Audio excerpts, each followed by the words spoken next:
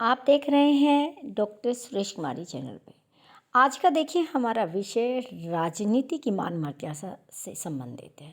सार्वजनिक संवाद की भाषा का लेवल कैसा हो, क्योंकि भारत दुनिया का सबसे बड़ा लोकतंत्र है और जहाँ पे प्रत्यक्ष लोकतंत्र होता है वहाँ पे संवाद की बहुत बड़ी मर्यादा होती है। नेता विपक्ष में जाने के बाद या पक्ष में रहने के बाद अपनी मर्यादाएं भूल जाते हैं। सार्वजनिक विमर्श की लय का बिगड़ना राष्ट्रीय चिंता का विषय है। जिम्मेदार लोग सक्रिय होकर वाणी संयम की राष्ट्रीय आवश्यकता एवं चिंता पर ध्यान दें, नहीं तो गलत परिणाम में निकलेंगे। आज इसी विषय पर विस्तार से चर्चा करेंगे। बीते दिनों लोकसभा में भाजपा और बसपा सदस्य के बीच अमर्यादित घटना हुई, जिसमें प्रयुक्त मान हानिकारक शब्द कार्यवाही से निकाल दिए गए।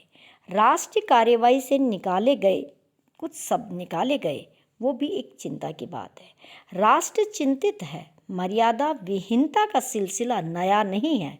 कांग्रेस की पूर्व अध्यक्ष सोनिया गांधी ने नरेंद्र मोदी को मौत का सौदागर कहा था। राहुल गांधी ने इसी सिलसिले को जारी रखते हुए प्रधानमंत्री मोदी को चोर कहा।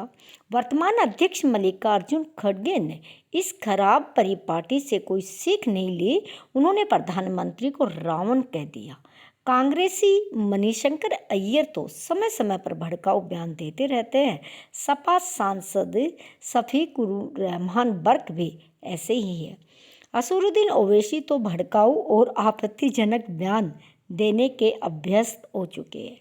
आपत्तिजनक बयान देने के अभ्यस्त इतने हैं कि ओवैसी ने एक बार चुनावी सभा में ये कहा था कि योगी मोदी हमेशा नहीं रहेंगे, तब तुमको कौन बचाएगा।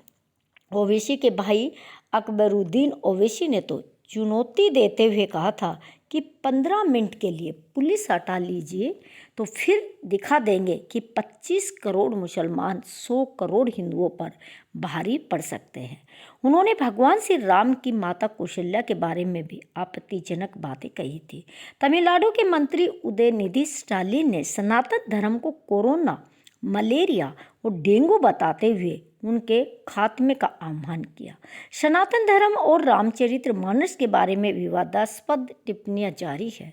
कुल मिलाकर सार्वजनिक विमर्श की भाषा का स्तर लगातार गिर रहा है। अमर्यादित वक्तव्यों से सार्वजनिक जीवन में कटुता बढ़ रही है। अमर्यादित भाषा से मर्यादित सामाजिक परिवर्तन नहीं होते। अपने विचार के पक्ष में जनमत बनाना प्रत्येक दल और सामाजिक राजनीतिक कार्यकर्ता का अधिकार है। संविधान निर्माताओं ने इसीलिए विचार अभिव्यक्ति की स्वतंत्रता को मौलिक अधिकार बनाया था। सजग संविधान निर्माताओं ने राष्ट्रीय संप्रभुता, अखंडता और लोक व्यवस्था को प्रभावित करने वाली अभिव्यक्ति पर संयम से बंधन भी लगाए थे। विचार आधारित लोकमत निर्माण के लिए संयम पूर्ण अभिव्यक्ति की आवश्यकता होती है। सभा, गोष्ठी और विभिन्न कार्यक्रम अभिव्यक्ति के मंच से संप्रति इंटरनेट, मीडिया जैसे मंच विचार अभिव्यक्ति के नए अवसर उपलब्ध करा रहे हैं। इनमें व्यक्त विचार बहुत दूर तक जाते हैं, लेकिन इनका ही दुरुपयोग दिखाई पड़ता है। इनमें भी प्राय शब्द संयम की मर्यादा का अभाव दिखता रहता है। सार्वजनिक विमर्श की भाषा संयमित ही होनी चाहिए। दल, समूह या अन्य संगठन परस्पर शत्रु नहीं होते, लेकिन शाब्दिक अराजकता के कारण राजनीतिक दल तंत्र में शत्रुता का भाव दिखाई पड़ रहा है। शब्द अनुशासन और संयम के टूटने से पतन की श्रृंखला बन गई है। अब शब्द उत्तेजित करते हैं, गाली जैसे जवाबी हमले होते हैं। अब शब्दों के प्रयोग से घृणा बढ़ती है। इसे उचित ही हेट स्पीच कहा जा रहा है। टीवी पर होने वाली बहसों में अक्सर अब शब्द सुनाई पड़ रहे हैं। प्रतिभागियों में हाथापाई की नौबत भी आ जाती है। लोकतंत्र में स्वस्थ वाद विवाद संवाद जरूरी है। लोकतंत्र में आलोचना का महत्व है, लेकिन अपशब्दों का नहीं। मूलभूत प्रश्न है कि गाली जैसे अपशब्द प्रयोग की अपरिहार्यता क्या है। क्या अपना पक्ष अब शब्दों के प्रयोग से ही व्यक्त किया जा सकता है। क्या सम्मानजनक विरोध व्यक्त करने के लिए शब्द सामर्थ्य का अभाव है? क्या मान हानिकारक शब्द प्रयोग का कोई विकल्प नहीं है? क्या अपशब्द बोलने से ही राजनीति संभावनाएं बेहतर होती है? भारतीय दर्शन परंपरा में शब्द को ब्रह्मा कहा गया है। महाभारत युद्ध के आहत व्यास ने कहा था कि शब्द अब ब्रह्मा नहीं रहे। शब्द केवल ध्वनि नहीं है, प्रत्येक शब्द के गर्भ में अर्थ होता है। अर्थ का ध्यान रखते हुए ही शब्द का प्रयोग किया जाता है।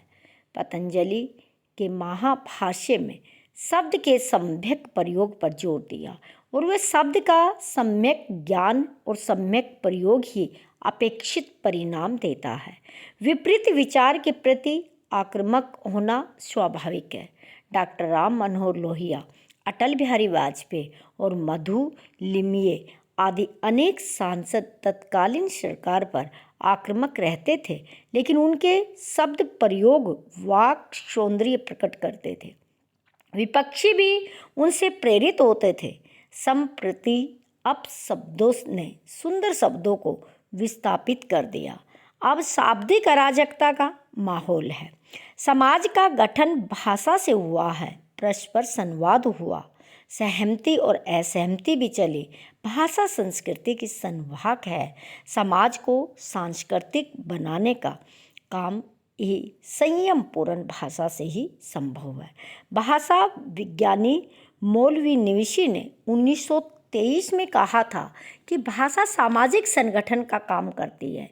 ज्ञान, विज्ञान और दर्शन एवं राजनीतिक विचार भाषा के माध्यम से ही दूर दूर तक प्रभावित होते हैं। शब्द मधुरता भारत के राष्ट्रीय जीवन की अभिलाषा रही है। अर्थात वेद में प्रार्थना है, हमारी वाणी मधुर हो, हम तेजस्वी वाणी भी मधुरता के साथ बोले। वैदिक पौराणिक साहित्य में मंत्रों, श्लोकों के छोटे विभाजनों को सूक्त कहा गया है। सूक्त वस्तुतः सुउक्त है। सुउक्त का अर्थ होता है सुंदर कथन। सूक्तियाँ भी सुंदर कथन है। ऋग्वेद में प्रार्थना है कि हमारा पुत्र सभा में सुंदर बोले और यशस्वी हो। भारत के संविधान सभा में भिन्न भिन्न विचारधाराओं के महानुभाव थे। सभा में तमाम विषयों पर खूब तर्क वितर्क हुए, लेकिन वाक संयम अनुकरणीय था। मधुर शब्दों में ही बात रखी जाती थी। नेता, सांसद और विधायक समाज को प्रभावित करते हैं। उनकी भाषा कार्यकर्ताओं को प्रभावित करती है। ऐसे प्रतिष्ठित पद धारकों को सोच समझकर बोलना चाहिए। यूरोपीय विद्वान वाल्टर लिपमैन ने यथार्थ ही कहा था कि उच्च पदस्थ लोग संस्थाओं के संचालक, प्रशासक मात्र नहीं होते, बल्कि वे अपने देश के राष्ट्रीय आदर्शों और अभिलाषाओं के संरक्षक होते हैं। इसके आदर्श आचरण द्वारा देश लोगों का योग नहीं बल्कि राष्ट्र बनता है। वर्तमान में अपशब्द प्रदूषण है। सार्वजनिक विमर्श को छंदबद्धता नष्ट हो रही है। ये राष्ट्रीय चिंता का विषय है। सार्वजनिक जीवन से जुड़े सभी महानुभाव सक्रिय हो और वाणी संयम की राष्ट्रीय आवश्यकता एवं राष्ट्रीय चिंता पर ध्यान दें, क्योंकि वही हमारा लोकतंत्र, जो लोकतंत्र का पवित्र मंदिर है, वहीं पर अपशब्दों का इस्तेमाल किया जाता है, वो बहुत गलत है। तो सभी राजनेताओं से राष्ट्र की जनता अपील करती है कि आप अपने शब्दों को नाप तोल कर इस्तेमाल करें। स्वस्थ रहिएगा, व्यस्त रहिएगा, अपनी सोच को व्यापक बना के रखिएगा। चैनल को सब्सक्राइब कीजिएगा, वीडियो को लाइक कीजिएगा, शेयर कीजिएगा। Thanks for watching.